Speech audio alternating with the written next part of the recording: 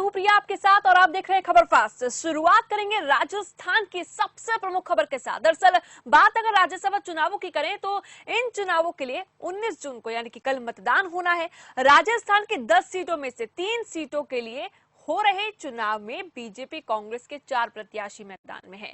कांग्रेस ने जहां केसी वेणुगोपाल और नीरज डांगी पर दांव खेला है, तो वहीं बीजेपी की बात की जाए तो उसने राजेंद्र गहलोत और ओंकार सिंह लखावत को मैदान में उतारा है। इसके चलते दोनों पार्टियों के बीच घमासान देखने को मिल रहा है और इसके अलावा आरोप प्रत्यारोप की राजनीति भी बखूबी जारी है, क्योंकि राजस्थान के सीएम अशोक गहलोत भी बीजेपी पर खरीद फरोख्त के आरोप लगा रहे हैं। फिलहाल आपको ग्राफिक्स के जरिए समझाते हैं राजस्थान का पूरा समीकरण। कौन है केसी वेणुगोपाल, वो समझिए जरा। जो कांग्रेस के उम्मीदवार हैं केसी वेणुगोपाल केरल के रहने वाले हैं। कर्नाटक के पार्टी प्रभारी केसी वेणुगोपाल हैं और राहुल गांधी के करीबी भी बहुत माने जाते हैं। 2018 के बाद सीएम तय करने के लिए ऑब्जर्वर बनाए गए थे। इसके साथ यूथ कांग्रेस के प्रदेश अध्यक्ष भी रह चुके हैं। अगर नीरज डांगी की हम बात करें, नीरज डांगी जो यूथ कांग्रेस के प्रदेश अध्यक्ष रह चुके हैं, फिलहाल कांग्रेस के महासचिव हैं वो, और सीएम अशोक गहलोत के करीबी हैं।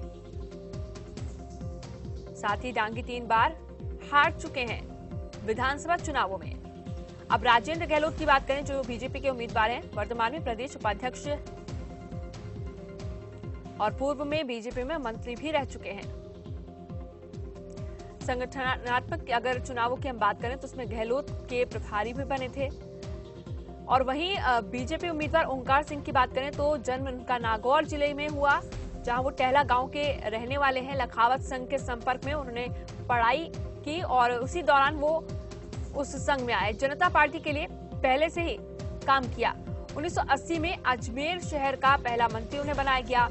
युवा मोर्चा के प्रदेश मंत्री, देहात अध्यक्ष भी वो बने थे। प्रदेश मंत्री भी ओंकार सिंह लखावत रह चुके हैं। लखावत 1994 में यूआईटी चेयरमैन बने।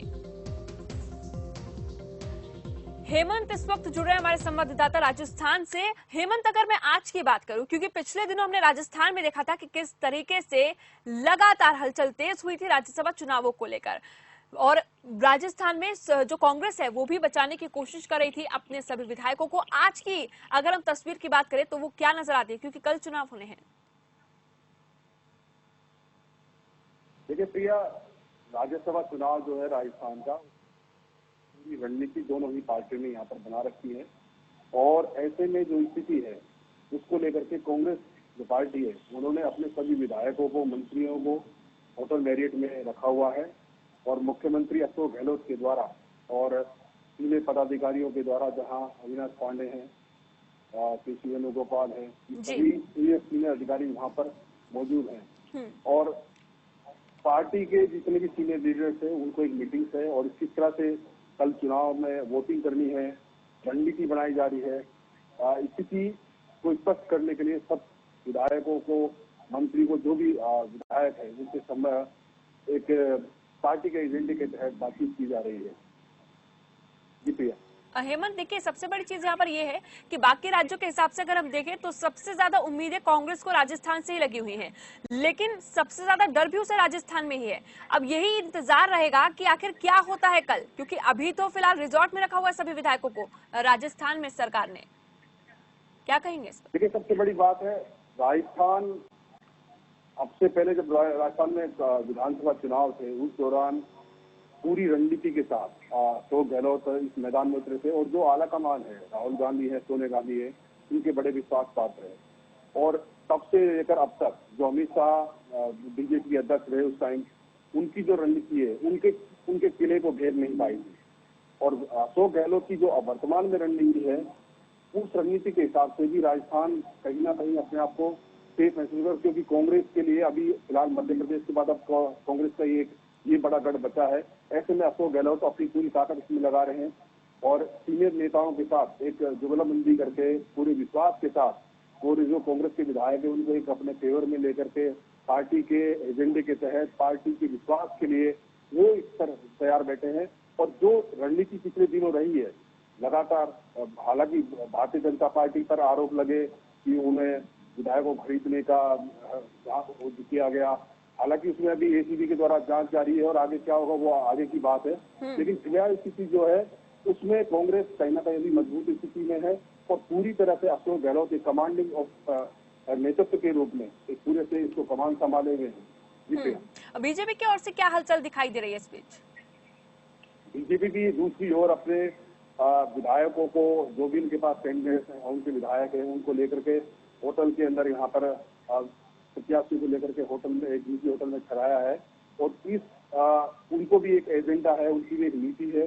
उस नीति के हिसाब से वो इस पर काम कर रहे हैं। बिल्कुल नीति के हिसाब से काम हो रहा है, लेकिन कल किसकी खास तौर पर चुनावों की अगर हम बात करते हैं तो राज्यसभा में कौन पहुंचता है ये इंतजार रहेगा, क्योंकि लगातार बीजेपी कोशिश कर रही है कि राजस्थान में भी किस तरह से बाजी मारी जाए। अभी फिलहाल जो समीकरण है उसके हिसाब से क्या समझा जाए हेमंत जैनन? देखिए, अब जो फिलहाल वर्तमान समीकरण है 3 सीटों पर राज्यसभा चुनाव है और जो रणनीति है उसके हिसाब से 2 सीटों पर कांग्रेस के प्रत्याशी जी वेणुगोपाल और नीरज चांदी 2 प्रत्याशी मजबूती से हैं और तीसरी सीट के लिए राजेंद्र गहलोत जो भाजपा के प्रत्याशी है। फिलहाल जो वर्तमान स्थिति है उसमें लगता है कि कांग्रेस 2 सीटों पर और भाजपा 1 सीट पर यहाँ राज्यसभा पर अपना कब्जा जमा पाएगी और आगे की रणनीति क्या होगी वो तो भविष्य के पेड़। बिल्कुल, लेकिन स्पीच जब हम बीजेपी और कांग्रेस की टक्कर की बात करते हैं, हालांकि बीजेपी 1 सीट आराम से ले जा रही है, लेकिन इस बीच कांग्रेस के साथ साथ जो निर्दलीय विधायक होंगे उनकी जिम्मेदारी कितनी महत्वपूर्ण हो सकती है कल की अगर हम बात करें? देखिए, निर्दलीय विधायकों की बात करें और खासतौर पर जो बसपा से आए हुए विधायक हैं उनको पार्टी ने यहाँ पर कांग्रेस ज्वाइन भी कराई है, जो बसपा के 6 विधायक हैं उनमें। लेकिन अभी कुछ स्थिति ऐसी स्पष्ट है कि जो निर्दलीय विधायक है उनको वर्तमान सरकार में जिस तरह से अशोक गहलोत ने निर्दलीय विधायकों के साथ पिछले इस कार्यकाल के दौरान जो उसके साथ सामंजस्य बिठाया है, खासतौर पर कुछ ऐसे विधायक हैं जो निर्दलीय विधायक जो अपने बूते पर चुनाव जीते हैं उन पर और कुछ कांग्रेस के जो बागी विधायक रहे वो भी चुनाव जीते हैं। ऐसे में अशोक गहलोत ने कहीं ना कहीं जो इन निर्दलीय विधायकों पर एक तरह से अपना विश्वास जमाया है और आगामी दिनों में जो अभी कल जो चुनाव होंगे उसका परिणाम भी यहाँ पर सामने आ जाएगा।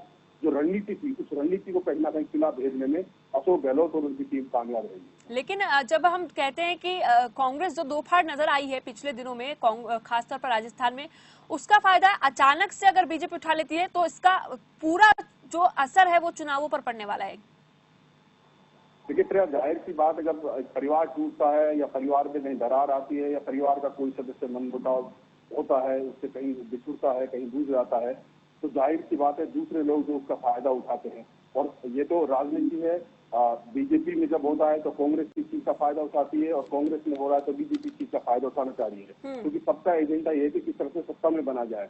हालांकि कांग्रेस का मंतव्य ये है कि क्योंकि उनके पास अभी कम राज्य हैं तो वो चाहेंगे कि राजस्थान कहीं ना कहीं उनके पास मजबूती से बना रहे और ऐसे में पूरा जो केंद्रीय नेतृत्व है वो इस तरह से इन राज्यसभा चुनाव में पूरी तरह से एक तरह से मजबूती के साथ खड़ा हुआ है। और बीजेपी ये चाहती है कि किसी तरह से राजस्थान एक जो मजबूत किला है, कांग्रेस के गढ़ है कांग्रेस को, तो वो उससे छीना जाए। लेकिन रणनीति सब अपनी चलती रहती है। हालांकि पार्टी में कांग्रेस पार्टी में पिछले दिनों जो घटनाक्रम रहा है, मंत्री रमेश मीणा भी 9 दिन तक खेमे में नहीं थे, उसके बाद 9वें दिन उसमें विधायकों के साथ शामिल हुए, अशोक गहलोत के साथ वहां शामिल हुए। और जो सचिन पायलट की बात करें तो उनके खेमे से भी बातचीत आ रही थी। लेकिन इन सब चीज को दरकिनार करके एक पूरा प्लान करके और कैसे एक एक्सेसिव प्लानिंग की गई है। अशोक गहलोत के राजनीति के जादूगर कहे जाते हैं राजस्थान में, और कहीं ना कहीं उन्होंने जो एक मन जीतने की बात है, खासतौर पर उन्होंने बड़ा फोकस किया है निर्दलीयों पर और बसपा के जो कैंडिडेट जो कांग्रेस में शामिल हो गए उन पर एक बड़ा विश्वास जताया है। और कांग्रेस कैंडिडेट जो कांग्रेस के विधायक है उन विधायकों पर एक विश्वास जमा करके कहीं ना कहीं अशोक गहलोत इस चीज को पार पाएंगे और जो चुनाव होगा उसमें परिणाम सामने आएगा। बिल्कुल। और हेमंत जैन, देखिए बार बार कांग्रेस की ओर से ये भी कहा जा रहा है कि हम जितने मजबूत हैं राजस्थान में, ये बीजेपी भी जानती है, ये बार बार कांग्रेस कह रही है, लेकिन उसके बावजूद क्या ऐसा है जो अभी तक कांग्रेस डरी हुई है कि जब तक चुनाव नहीं हो जाते तब तक हम छुपा कर रखेंगे अपने विधायकों को? क्या ऐसा नजर आता है ग्राउंड पर? देखिए, कहते हैं दूध का जला छाछ भी फूक फूक कर पीता है और पिछले दिनों ये सब चीज हो चुकी है।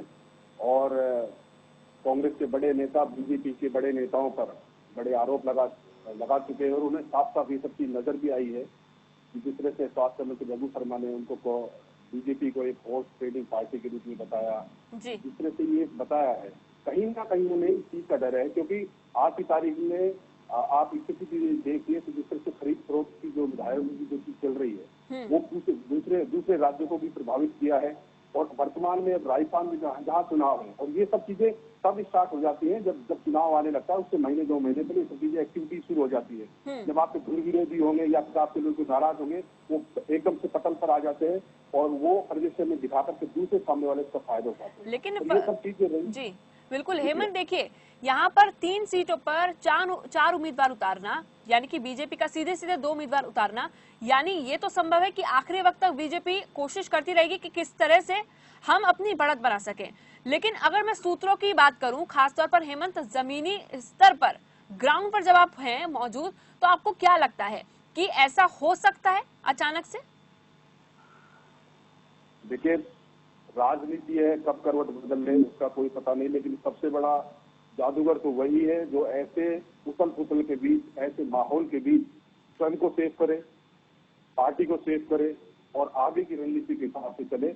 और कहीं ना कहीं अशोक गहलोत मुख्यमंत्री के तौर पर, एक पार्टी के नेतृत्व के तौर पर और खास तौर पर कांग्रेस के दिग्गज नेताओं के एक विश्वासपात के रूप में अपनी पकड़ बनाए हुए हैं। और ये जो समर है, अभी जो घटनाक्रम चल रहा है, उस पर कहीं ना कहीं अशोक गहलोत की जो एक अंदरूनी जो उनके अंदर खूबी है, अनुभव की, राजनीति में ऐसे भौर से कांग्रेस को निकालने की, स्वयं को निकालने की, पार्टी के नेताओं को निकालने की, वो कहीं ना कहीं इसमें काम आएगी और परिणाम कल 19 तारीख को दिखाई दे जाएगा, जहां पर कांग्रेस संभवतः 2 और जहां तक 2 सीटों पर इस पर जीत सकते हैं। बिल्कुल, अभी संभावना यही नजर आती है हेमंत, जैसे कि आपने समीकरण भी बताया। फिलहाल बहुत शुक्रिया हेमंत, ये तमाम जानकारी राजस्थान